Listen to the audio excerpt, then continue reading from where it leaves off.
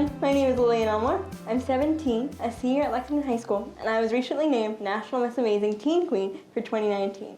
First, I want to thank Liza and Gael for inviting me here today. I'm completely honored to be speaking in front of such an esteemed audience.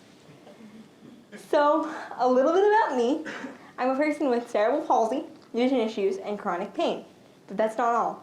I'm an artist, sister, friend, and student who just found out that I got into my top choice for college. Little victory dance. I face challenges every day, but they have given me perspective, motivation, and empathy that I wouldn't otherwise have. Look, I'm getting to speak with you all guys here today. Isn't that cool? I was born with my disabilities, but growing up in the early years, I never knew I was different. My parents made sure I could do everything the other kids could do. I climbed, swam, rode bikes, you name it, I did it with my mom and dad as my arms and hands. As a toddler, my sister would grab my foot and drag me around the house and say, "Look, Ma, she's walking!" Even my dog dragged me around in the snow by the edge of my snow pants, as if he too understood that I couldn't get around. I played tag with the other kids in the neighborhood, chasing them in my power chair. You can imagine how dangerous tag becomes when one has a giant monster truck attached to their butt. Then in middle school, I had a holy schnitzel moment. The moment where time stopped and it was hard to see beyond the negative. Why me? Why this? I struggled to find role model, people who could show me how this was supposed to be done. There weren't any people in my life that I could relate to. I was angry. Then, three things happened that changed my life and allowed me to completely change my perspective on the hand I was dealt. The first was service. Yes, I was angry at first, but I knew I could wallow in self-pity or I could do something about this, something that would create an impact. It became the spark that lit a fire in me, so to speak. I started small, helping friends who had challenges. There was a blind girl at my school who struggled to assimilate among the typical students. As a peer mentor in the school, I had weekly lunch sessions with her so we could connect and she could say what was on her mind. And with that, she started slowly to come out of her shell. With her challenges and my vision issues, together we gave new meaning to the blind leading the blind. I found that helping others made me feel so much better about myself. The second was finding role models. I am now a part of an incredible group of 150 young women who get together every year in Los Angeles to practice hip-hop dance. The dancing is great, although I do sweat a lot, but the sisterhood is even better. It's so nice to be with people who know what living like this is actually like. The third is this pageant. I'm incredibly grateful to Miss Amazing Inc. Winning this pageant has allowed me to promote empowerment for people with disabilities and all challenges to a broader audience. As hard as living with challenges can be, with every new group I speak with, I am more excited about the future for people living with disabilities. I recently spoke to an amazing third grade class. They were fearless in asking questions and wanting to know not only about my differences, but even how we were similar. Questions like, why do you wear leg braces if you have a wheelchair? And how do you swim? Showed me they were really trying to walk in my shoes. No pun intended. My favorite question of the session is, what's your favorite video game? When I told them I didn't play video games, there was a collective gasp among the audience. Every step I take to grow awareness excites me, as I know we can all work together to help people with disabilities lead more productive lives. The title of the session is called Empowering Those with Disabilities, so I'm going to talk about 3 ideas that may lead to better empowerment. First, inclusion is not enough. It is not enough to open doors and add buttons and ramps. We need to find ways to continue to break down the barriers that are both visible and invisible. And I'm not just talking about a broken elevator. Heck, when that happens, I use the opportunity to find a hot guy to lift me upstairs. The type of challenges I'm talking about are broader. My mom and I went to New York City recently. As with their public transportation, we thought, oh, this might be a good idea for me to go to college. But did you know that there are over 2,000 curbs in Manhattan without cutouts? This made for some interesting challenges. When we were crossing the street and we realized there was no curb cutout on the side we were on, we'd have to go 1 block back, only to find that there was only 1 curb cutout, but I still couldn't get onto the other curb that I needed to get onto, so we had to go 2 blocks back. In my fuzzy pink parka, I looked like a giant pink fluff ball playing a game of Frogger. Then, once we got to the station, we couldn't find an elevator. And so this really nice stranger was like, let me help you, and led us down this dark and really suspicious-looking alleyway. Yes, a stranger led us down an alleyway, but we were desperate, so what can I say? We found the elevator, but my mom and the stranger together had to force the door open because it looked like it hadn't been used since the Great Depression. As we entered the elevator and rolled into the darkness, the smell of urine filled the air. The stranger's only words were, "Oh my." "Welcome to accessibility," I said. He responded, "Accessibility is sketchy." As I rolled onto the platform and the subway car pulled to a stop, we realized that in an instant there was a 4-inch gap between the subway platform and the actual car. A 4-inch gap that a wheelchair wheel could easily get stuck in. I knew that gap could force me to an untimely and still enforced death, but I made the split-second decision, yelled charge, and we roared toward the subway car. Feeling like Harry Potter on platform 9 3/4, we used momentum and speed to get onto the train. Thankfully, we got on before a wheel could get stuck or a door could crush me. And in case you're wondering, my friend's skeletal structures were also spared. I marveled at how someone in a wheelchair must navigate that obstacle course every day to find their way to work. But if you think that sounds challenging, at least the physical barriers are easy to see. It is the stereotypes that are harder to overcome. The next area to help empower others is to change the conversation from pity to perspective. You know those words that drive you crazy, like moist or taxes? The words that drive me the most crazy are, "I'm sorry." I've heard those words every single day of my entire life. But guess what? I am not sorry for having a disability. Yes, it is brutal sometimes, but we all have challenges. I just wear mine on the outside. How many here have seen a movie in which the hero is confined to a wheelchair and everyone acts like he's some social pariah from another planet going through his own strange, twisted version of hell until one day he's finally cured, jumps out of the wheelchair, and everyone around him cries tears of joy while Sathi violin music plays in the background? Don't be shy. I'm sure we've all seen these movies. Come on, get your hands up. Yeah, that's what that is. The world spends all this time portraying disability as this negative tragedy, and when you're disabled, that can start to mess with your head a little bit. You start to believe that your life is a lie and that you should be sad all the time. That's not a good way to be. Instead, it is so much better to value the unique perspectives that people with challenges have that can enrich so many aspects of life. Give those unique perspectives a seat at the table. Hold people with disabilities accountable to the expectations you hold others to. I had a woman come up to me on a gorgeous day and say, "Oh, I love seeing people like you get outside on a day like today." And my first thought was, "People like me? What? Oh, you must mean sassy people." My other favorite example is when I'm sitting like a complete couch potato in my wheelchair doing absolutely nothing, and strangers come up to me and say, "You're such an inspiration." Yep, I'm totally an inspiration being a lazy butt all day. The third area of empowerment is connection. Especially I love my Instagram. Shout out, follow me on Instagram. It is real connections with real people that provide empowerment. I rely on other people to help me with really intimate activities of daily living, which can be awkward. Many times this carries a lot of discomfort for me, but I know that this forced intimacy has given me a unique opportunity to form stronger connections than I thought possible. My feeling deeply connected in my community gives me the confidence to roll out into this world, even on the toughest days of pain, exclusion, and prejudice. People with disabilities experience isolation at a much greater rate than those without disabilities. There are so many times that I have not been invited to a birthday party because kids assumed that I couldn't partake and didn't want me to feel bad, or their parents felt that it'd be more work to find adaptations. This happened with trampoline, bouncy house, or sports parties. Until one day, one of my best friends invited me to her skating party on Frog Pond, and there I was doing donuts in my wheelchair while she was doing double axels. Despite reservations that something may be too hard for a person with disabilities, include them and let them figure out how to adapt the situation.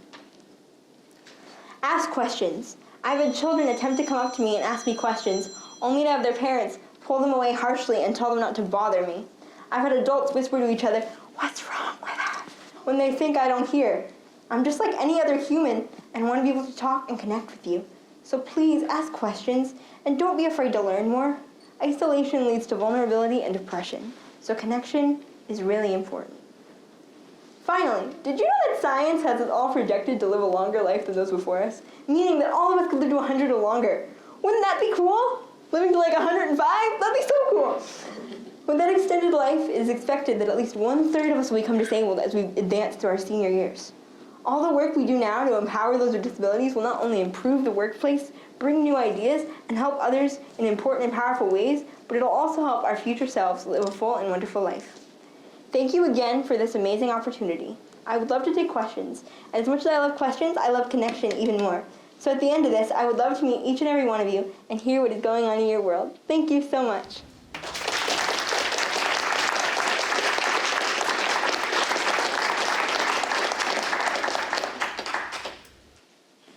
Do we have some questions for Lily? Oh, it would help if I would turn the mic on. Need to know what school did you get into and what do you want to study? I got into High Point University in High Point, North Carolina, and I want to be on the pre-law track because I want to be a disability advocacy lawyer on Capitol Hill.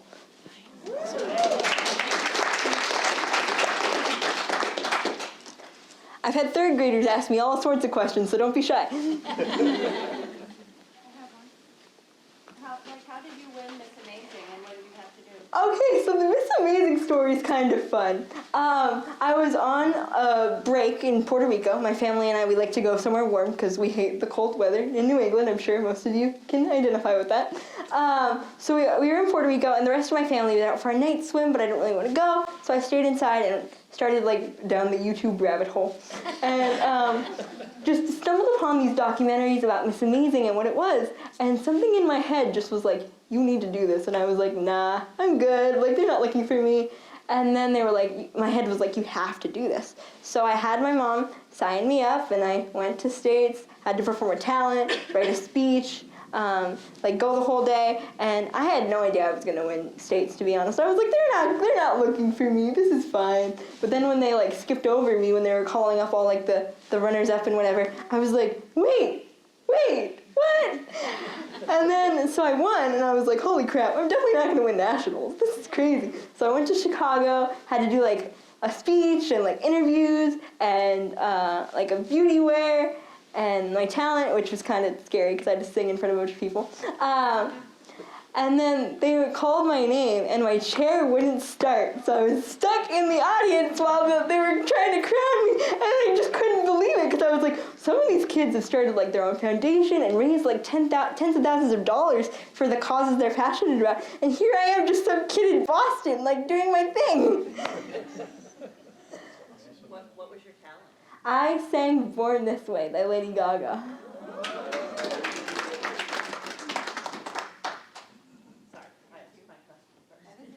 Thank you. I think we got someone over here.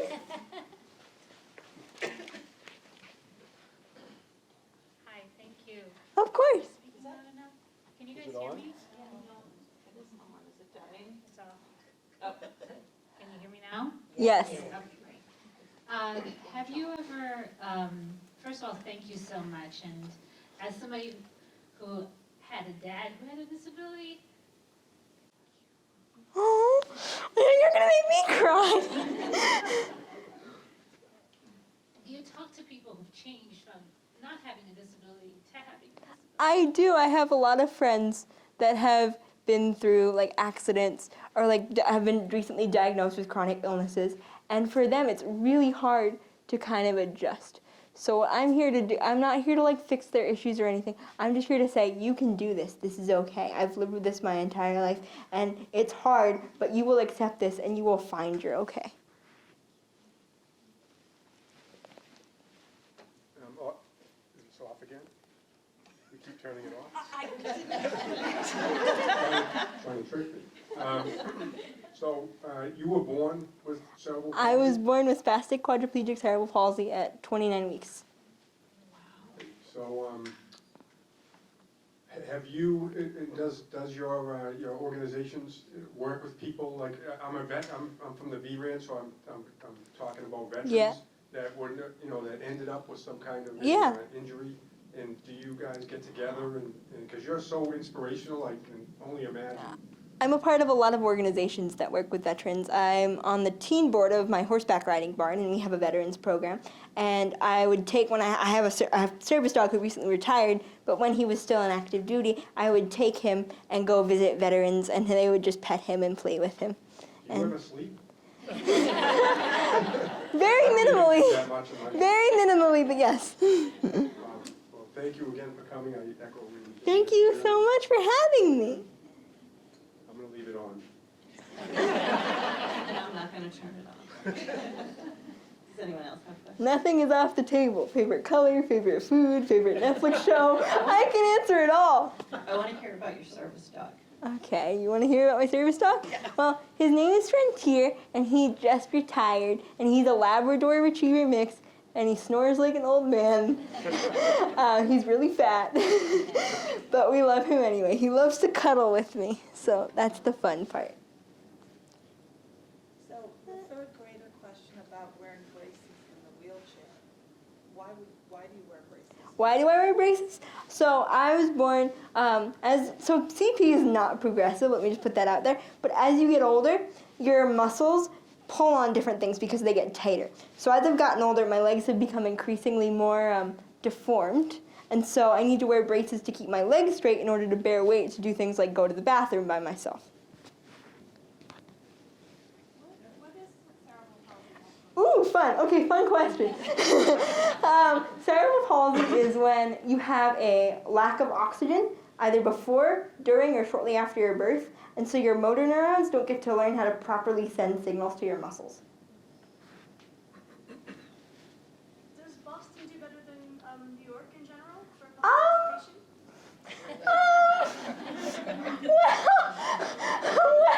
Well, I haven't really tried the tea, but not, from what I've heard from people, not really.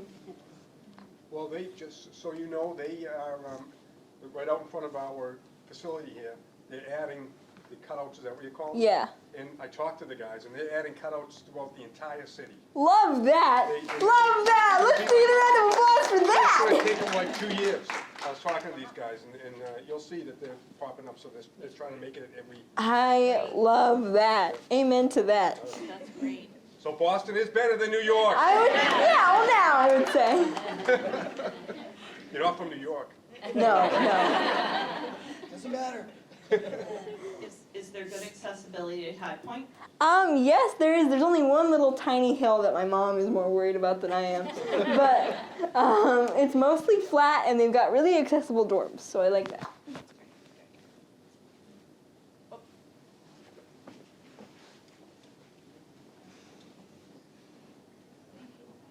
I heard about a wheelchair that can climb curbs, Yes. and I was wondering if you heard about that, but I think it was a sibling that helped design it for the person that needed it. And in follow-up, how do you get updates to your wheelchair, and, what's your technology? Oof, this is a process. Okay, so yes, I have heard of the wheelchairs that can climb curbs. I looked into them, but you need a lot of upper body strength, which I'm slowly gaining, but don't fully have yet. As far as updates go, you get a new wheelchair once every 4 to 6 years, and you have to go to the hospital and get fit, and then you have to wait a bunch because insurance sucks at everything. And then when it's broken, you have to call a wheelchair repair company, and they're like the cable guys. So they're like, we're gonna come to your location anywhere in between 8 a.m. and 6 p.m. And I'm like, wow, that's great. That just ruined my entire day because now I gotta sit at home and wait for you. And so they come to fix it, and yeah.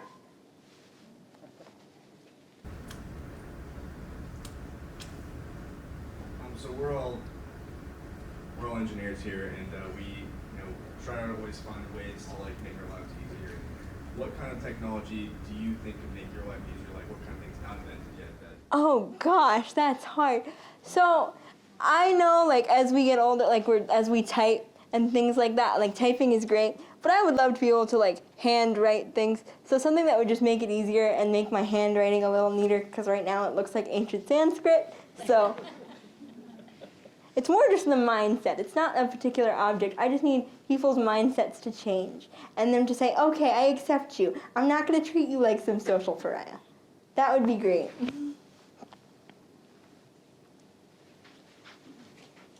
I love all these questions. Keep them coming, people. Have you tried any apps for pain management? I've tried a couple apps for pain management, but what I find is that I forget to use them. I'm like, oh, I'm so busy being sore. I'm like, oh wow, probably should have logged that a week ago. So I forget to use them, but I have tried a couple. Hi Lillian, thank you so much for coming. Hi, of course, you're welcome. Thank you for coming. Yeah. So we are always trying to figure out how we can create a more inclusive place for our employees. Can you tell me some of the experiences you've had where people have really made you feel included? Oh gosh, there's so many. My friends, they don't treat me like I'm that kid in the chair. If they're like, okay, you get stuck in a snowbank, we're gonna shovel you out. And just like people that are like, okay, we might not know about your disability, we might not know all what to do, but we're willing to try. So as long as you're willing to try and you seem like sincerely motivated to help them because you want to, not because there are any ulterior motives, then I'm sure that's the most inclusive you can probably be. Thank you. Of course. Any more questions?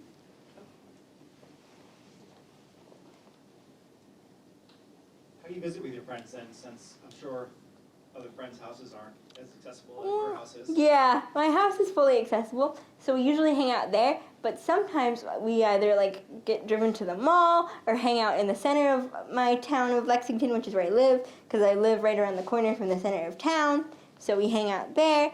And yes, my friends want me to go visit with their houses, but they also understand that to be my friend, that's just something that they're gonna have to give up. And it's just the same thing, because sometimes in friendships you have to make sacrifices. Like, for example, if your friend's like, how does this bright pink, electric pink dress look on me? And you're like, great, because you don't want to hurt their feelings. It's kind of the same thing like that. What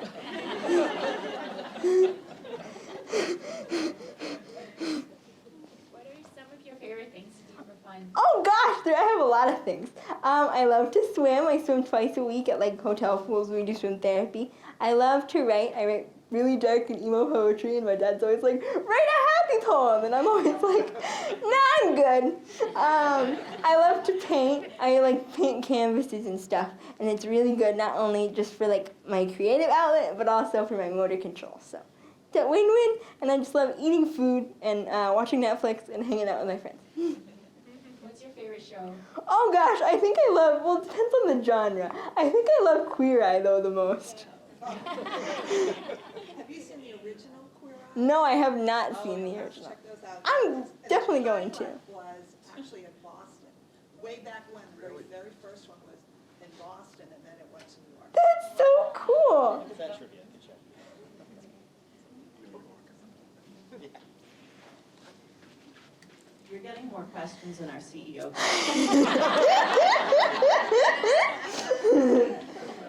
So, what has been an experience where you were able to really get somebody who probably had a prejudice or who had misconceptions, and you were able to Oh really gosh. get to them, or even somebody in your class who was probably a real jerk and then turned out to be, oh wow, I didn't know this, thank you for teaching me. Oh gosh, they know there's so many stories I could do for this, but one that I have to say out is in my freshman year of high school, there was this new kid that had just transferred into a bunch of my classes, and we were partnered up for a science project. So us being teenagers, we obviously followed each other on Snapchat and Instagram and doing all those first introductory things.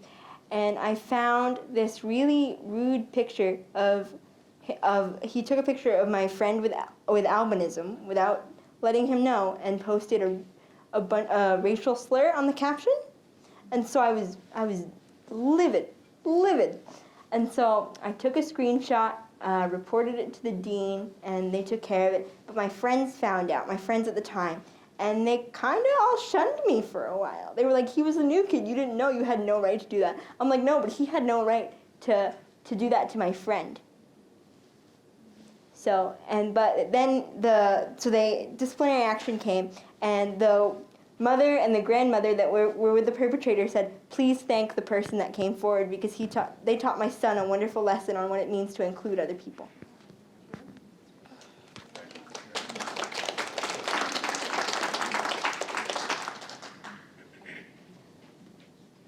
So you mentioned that cerebral palsy is not progressive. No. So there must be a lot of, what do you have to do in order to keep yourself in shape and make sure that it doesn't progress? Oof. Okay. So I have a real. So I'm just gonna go on with my typical week because that's generally how this works. So I get up, I go to school, and then I go home, go to my thirst therapy, which depending on the day is either physical therapy or swim. I have in-school physical therapy once a week too. And then after my first therapy, I have to go home, take a shower, do my homework, do my second therapy, which goes until I go to bed. Then I get hooked up to a machine for 6 hours and sleep with that on and then wake up. So there's lots of therapies you can do and lots of different ways to kind of combat some of the more severe symptoms like muscle spasms and nerve pain and things like that. A lot of work. Yeah, but I wouldn't have it any other way.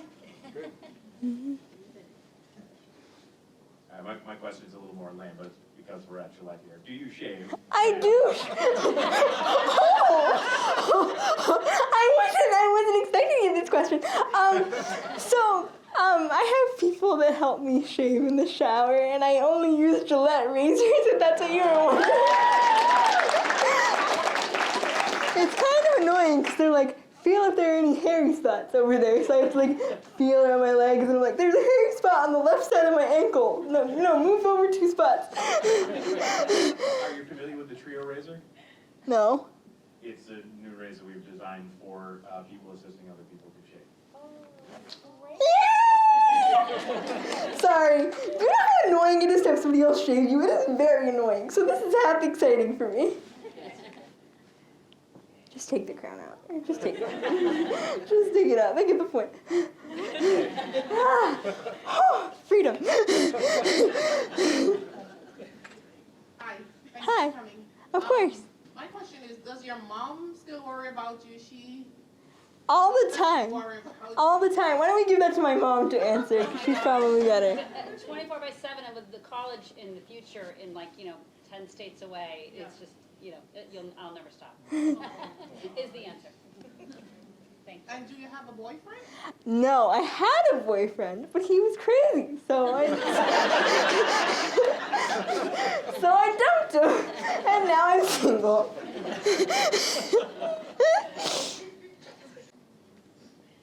Can we follow you on Instagram? Oh, totally.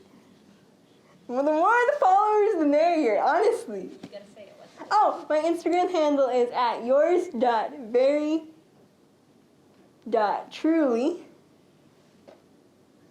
It's kind of long, I'm sorry.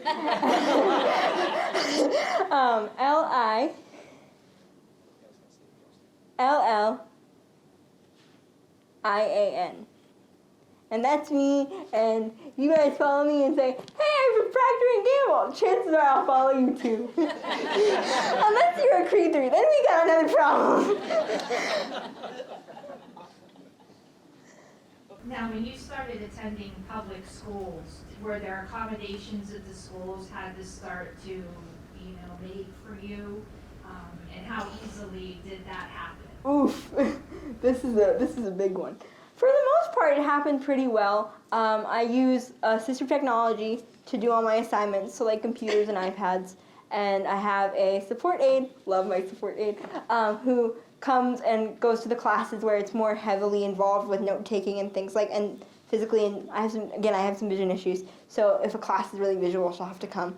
But it really depends on the person how quickly accommodations can come forward.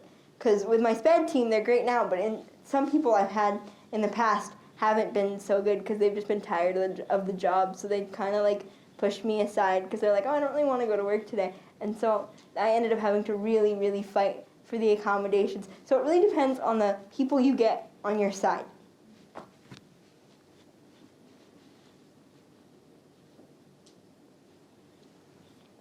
Is this just, I'm looking at your parents over here, and I'm wondering, like, what came first, the chicken or the egg? Did you inspire your parents, or are you guys, I mean, this is just amazing what you guys have here. We always say that she came out this way, and we just try not to squelch her. But they gave me the idea that I could go out and do anything. Like, they never treated me like I was different. If I did something wrong, I'd still get put into a timeout. If I fail a test, they're like, okay, here's what you got to do. You're not getting off because you're disabled. That's not happening.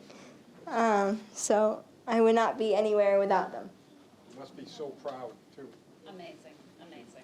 Yeah, it's beyond You're words. proud of them. I am. Hi. Thank you for having me. Thank you. I want to ask you, you said you had a sister? I do. Okay. So how does she feel, how does she handle your disability growing up?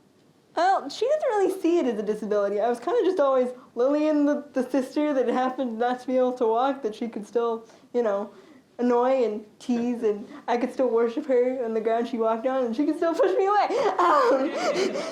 So she's never really seen it as an issue. Yes, she's had to do some extra caregiver things, which I don't necessarily enjoy because I want her to just enjoy her life. But she doesn't mind doing them, and she's never treated me like I was any differently. And my parents always made sure to give us the same amount of attention. Is she older or younger? She's older. She's at UCLA right now. She's a freshman there.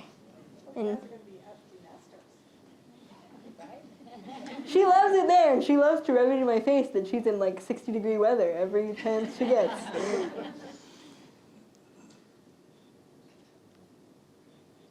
You talked about role models. Who are some of your role models? Oh gosh. Well, the girls at my wheelchair dance camp that I mentioned, I love seeing them and what they do. I'm like, wow, I could be doing this too when I'm older. And just people with disabilities that don't let their attitudes, don't sit and wallow in their own pity. That's a role model, because it's hard not to sit and be like, why me? This sucks. Being disabled, it can really, I come up here and I'm all smiles and giggles and jokes and whatever, but this life can really suck. So I love the people that are like, yes, this sucks, but I'm gonna do something with this.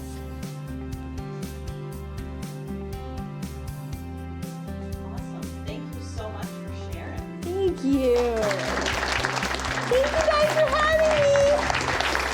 I give you all a big hug if I could, so big virtual hug.